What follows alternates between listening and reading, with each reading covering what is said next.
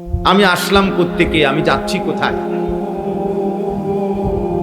কে আমাকে পাঠাইলেন, কেন পাঠাইলেন, তিনি আমার কাছে কি চাচ্ছেন, আমি যা করছি এটাই আমার সৃষ্টিকর্তা চায় নাকি তিনি ভিন্ন কিছু চাচ্ছেন। এই সামান্য এই কিছু বুঝ, এটুকু বুঝা পড়া যার বিবেকের মধ্যে নাই, ও আসলে মানুষ না, ও কোনোভাবেই মানুষ না, ও এই জানোয়ারের আইটেম,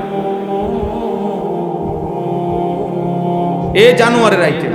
এই জন্য বললাম এটা বড় নেয়ামত, অনেক বড় নেয়ামত।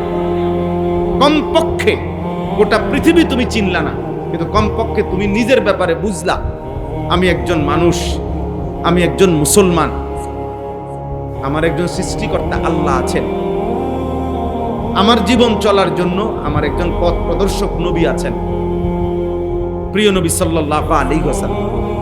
আমার জীবনের জন্য একটা কিতাব আছে কোরআন, আমার একটি সুনির্দিষ্ট ধর্ম আছে ইসলাম, এবং আমার একটা গন্তব্য আছে মৃত্যু, তারপরে কবর, তারপরে হাসরের মাঠ, তারপরে মিজান, তারপরে ফুলসিরাত, তারপরে জান্নাত কিংবা জাহান্নাম।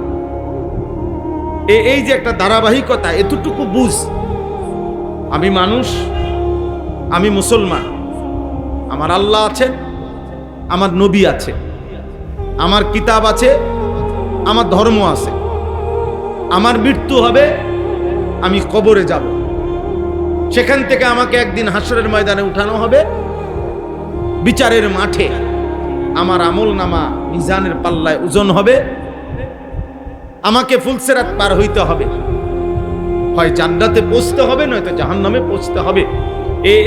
দূর সিরিয়াল যার মনে আছে, যে বুঝে, খোদার কসম সেই কেবল মানুষ, বাকিগুলো জানোয়ার,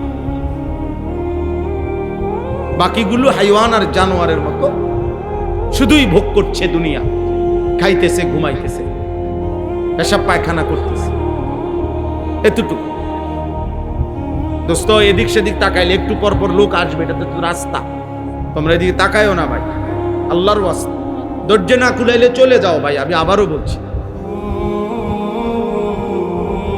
যার ধৈর্য না কুলায় সে চলে গেলে ভালো।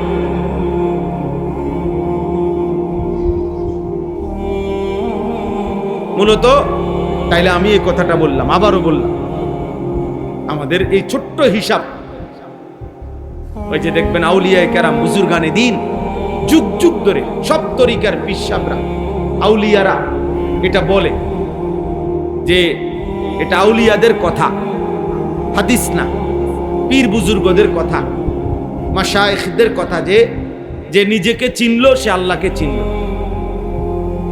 মান আরাফা নাফসাহু ফাকাদ আরাফা রাব্বা, এটা হাদিস না যদিও, কিন্তু এটা একটা মহাসত্য কথা, একটা চমৎকার বাক্য। আমি যদি বুঝি আমি একজন মানুষ, আমি যদি বুঝি আমি একজন মুসলিম, তাহলে আমার এটা বুঝে আসবে, মনে আসবে যে আমার কি করণীয়। আমি যখন বুঝি যে আমার আল্লাহ আছে, আমি পাগল না, ছাগল না, আমি হঠাৎ করে আসমান থেকে পড়ি নাই, মাটির তলের থেকে বাইর হই নাই,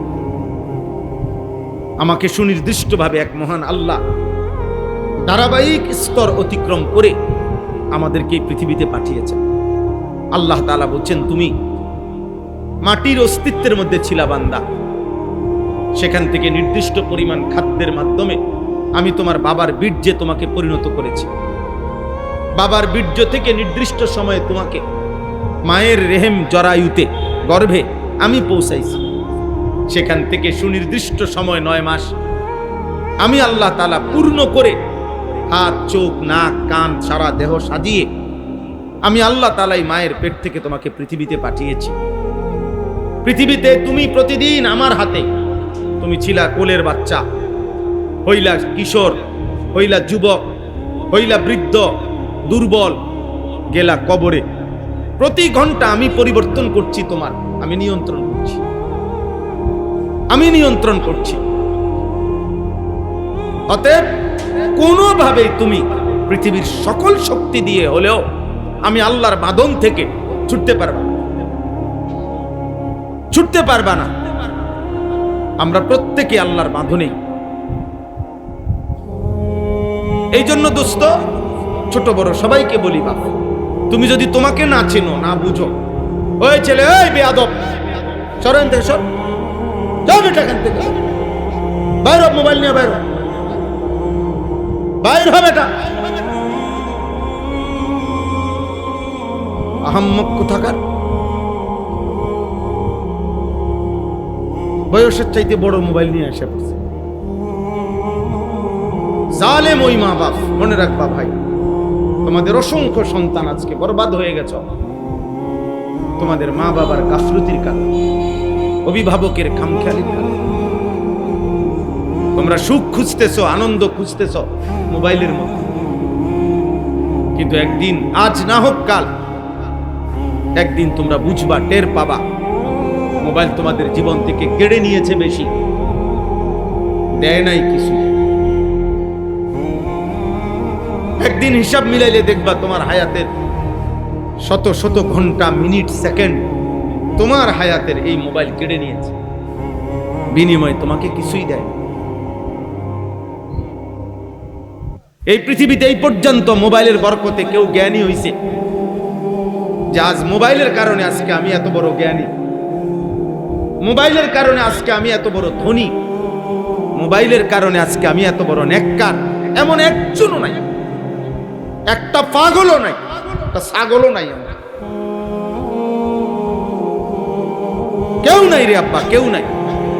পথের ফকির ছাড়া শরীর, যৌবন, জীবন, সময়, হায়াত নষ্ট করা ছাড়া আর কিছুই জোটে না, আর কিছুই জোটে নাই, কারো কিছু জোটে না।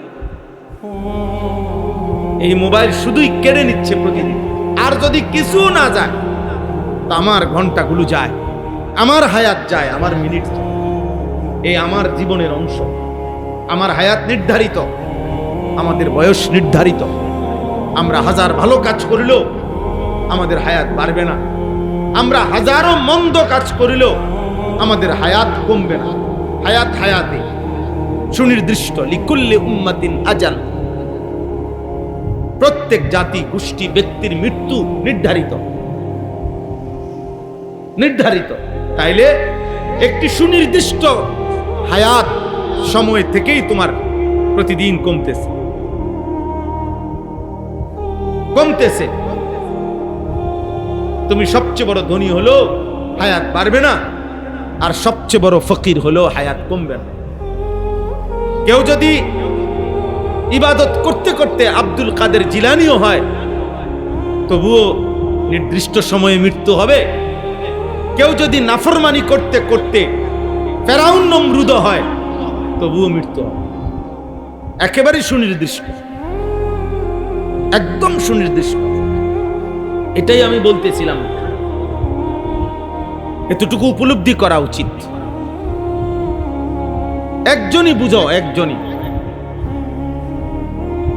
একটি ছেলেও যদি অনুভব করো যে আমি একজন মানুষ, আমি মুসলমান, আমি পাগল না, ছাগল না, আমি মুশরিক না, আমি ইহুদি না, আমি হিন্দু না, আমি বৌদ্ধ না, আমি খ্রিস্টান না, আমি মুরতাদ না, আমি নাস্তিক না, আমি বেঈমান না, আমি নর্তকীর ঘরে জন্ম নেই নাই যে আমি নর্তকী দেখব, আমি ফুটবল খেলোয়াড়ের ঘরে জন্ম নেই নাই বেটা, আমি এক আলেমে দ্বীনের ঘরে জন্ম নিয়েছি।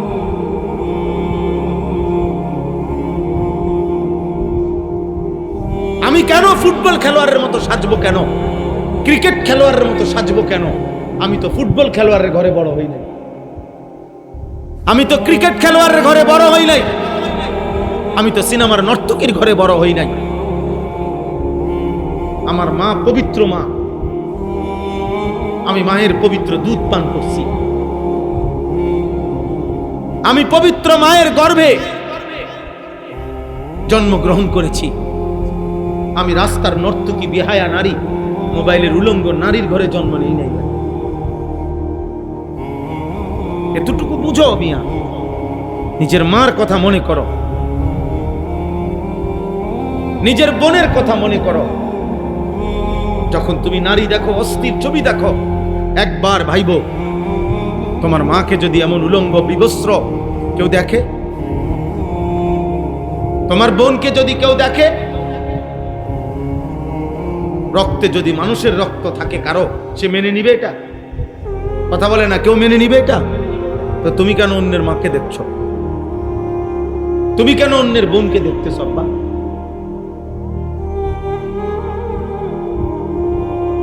বলো ভাই। এই জন্য দয়া করো, কমপক্ষে এতটুকু যে আমি আমাকে চিনলাম, এত্তুর যে নাই বিশ্বাস। হে পাগল, এই জন্য পাগল মানুষ নিজের চিনে না, বুঝে না। বেচারা পাগল এই কারণে, বেচারা কি খায় কি ধরে সে বুঝে না। সে পেশাবও ধরে, পানিও ধরে, তার কাছে বিরিয়ানি আর পায়খানা বরাবর, কারণ সে তো ব্রেন সমস্যা। তার কাছে কোনো পাক না ফাক নাই, হালাল হারাম নাই, কারণ সে তো পাগল। কিন্তু আমরা তো আব্বা পাগল না। আল্লাহ তো এখনো আমাদেরকে সুস্থ রেখেছেন। এখনো তো আমরা আলো অন্ধকার আলাদা বুঝি, আমরা রাত দিন আলাদা বুঝি, সুখ দুঃখ আলাদা বুঝি। আমরা কেন নিজের জীবন নষ্ট করে দেব? এই জন্য আজকে প্রথম কথা এটা বললাম। আলহামদুলিল্লাহ, নওজোয়ান যুবক মহব্বত করে মাহফিল সাজাইছে, এটুকু ছোট্ট আয়োজন হইছে। আল্লাহর দয়ায় আপনারা বসতে পারছেন।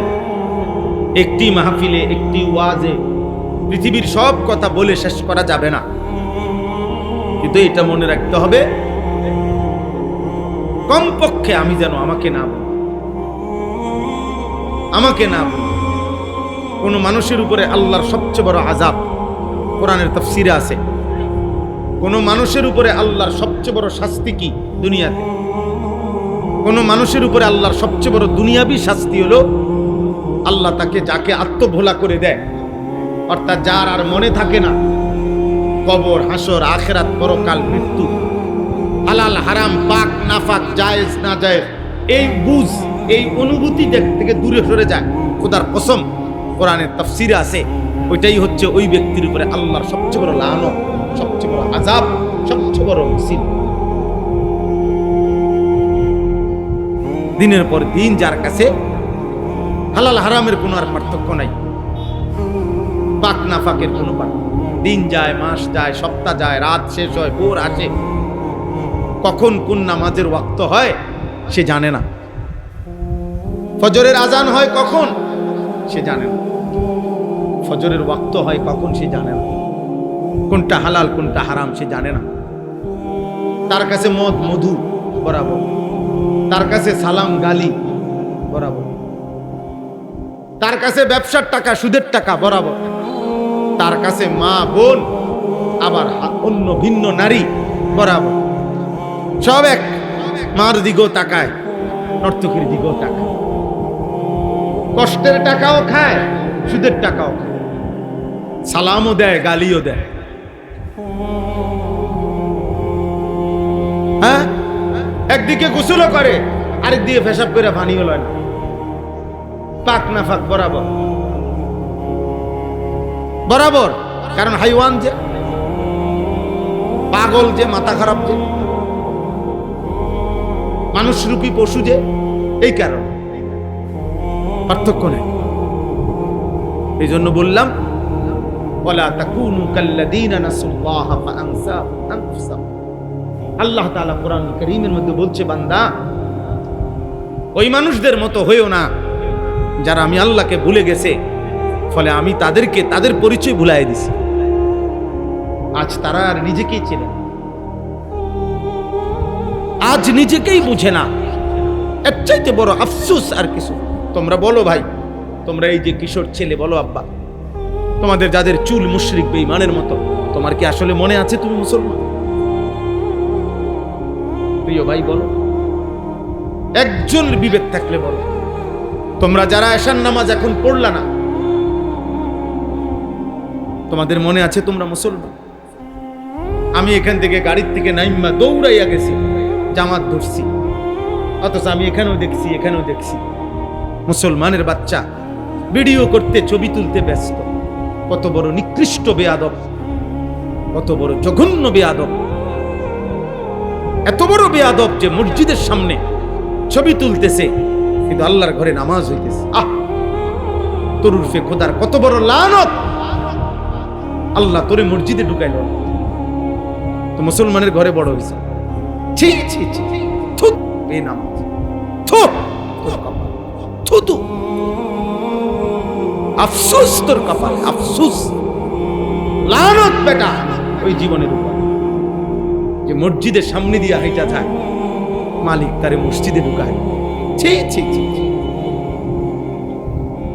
আফসোস।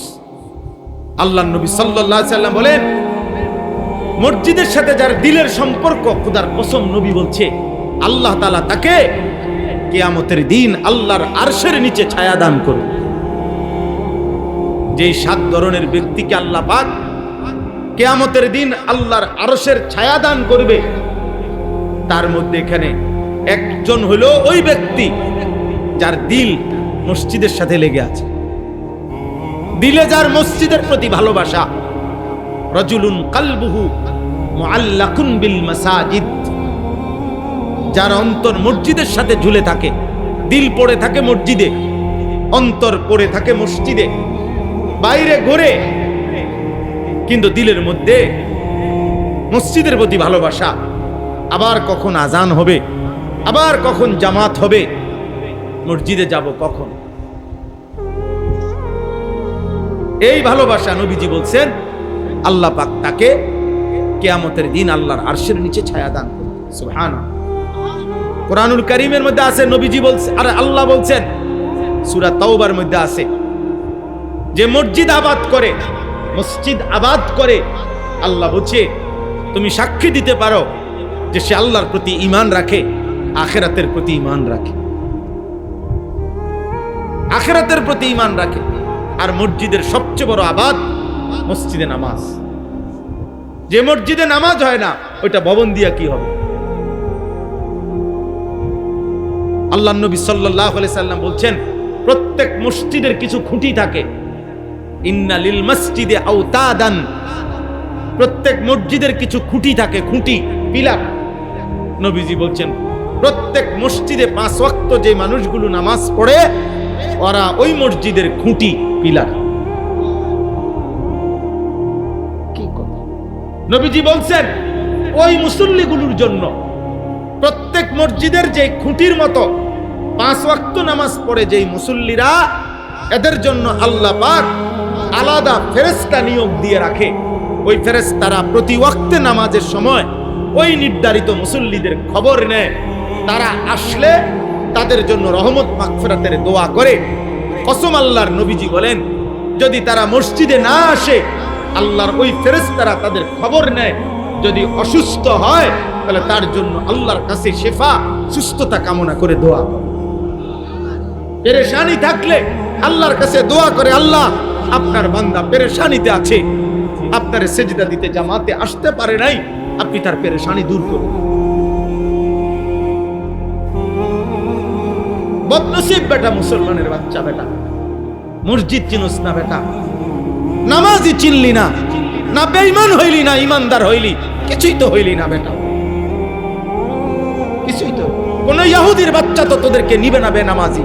যাইয়া দেখ বেটা, আমেরিকার আব্বারে গিয়া বল যে আমি 24 ঘন্টা তোদের মতো চলি ফিরি, আমি একদিনও 1 ওয়াক্ত 5 ওয়াক্ত নামাজ পড়ি না, আমি দাঁড়াইয়া মুতি, আমি নর্তকী ছাড়া রাত কাটাই না, সারা রাত উলঙ্গ ছবি দেখি, আমার চুল মুশরিক তোদের মতো, তোরা আমার এনে। খোদার কসম, একটা ইহুদি একটা খ্রিস্টান, তোমরা জানো না ছেলেরা, বাবারা জানেন না আপনারা, আপনাদের চোখের সামনে সন্তান বরবাদ হয়ে যাচ্ছে, আপনারা তামাশা দেখতেছেন। বয়স্ক লোকরা বসে বসে ইদানিং কালের বুড়ারাও বহুত বড় গাফেল। আগের বুড়া এরকম বুড়া ছিল না। হ্যাঁ, ইদানিং কালের বয়স্ক লোক খামখেয়ালি। আগে আজ থেকে 30 বছর আগের বুড়া অনেক সাহসী ছিল। 30 বছর আগের বুড়ারা পুরা গ্রামের মধ্যে যারে দেখছে অনিয়ম তারই ধমক দিছে, তারই 2-4 অক্ষর কথা বলছে। অনকার বুড়াই বসে সারাদিন বিড়ি খায়, ওই কি বলবে আল্লাহর কথা? আর বিড়ির গন্ধে তো কাছে যাওয়া যায় না, ও বাকি মানুষের বলবে কি? চা দোকানটার থেকে ওঠে না, সারাটা দিন সুযোগ পাইলে দৌড় মারে চা দোকান।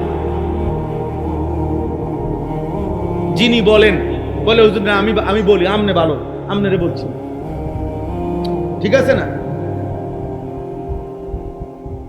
সবাই আলাদা হয়ে গেছি আমরা, কেমনে নিয়ন্ত্রণ হবে আব্বা?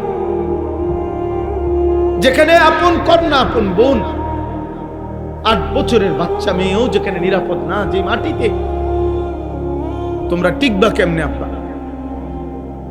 আরে ছেলেরা বুঝো বেটা, তোর বোন আছে ছোট, আগামী দিনে তোর বোন নিরাপদে বাঁচবে কেমনে আব্বা? তোমাদেরও তো ছোট বোন আছে। 8 বছরের মেয়ে যদি আমার বাংলার জমিনে যদি 92% চাইতে বেশি মুসলমান, 3 লক্ষের চাইতে বেশি মসজিদ আছে বাংলাদেশে, প্রতিদিন কমপক্ষে 30 লক্ষ ছাত্র ছেলে মেয়ে মাদ্রাসায় পড়ে, যে বাংলাদেশে 5 ওয়াক্ত নামাজের মসজিদে আজান হয়, সারা বাংলাদেশে কোথাও এমন নাই যেখানে আজান নিষিদ্ধ।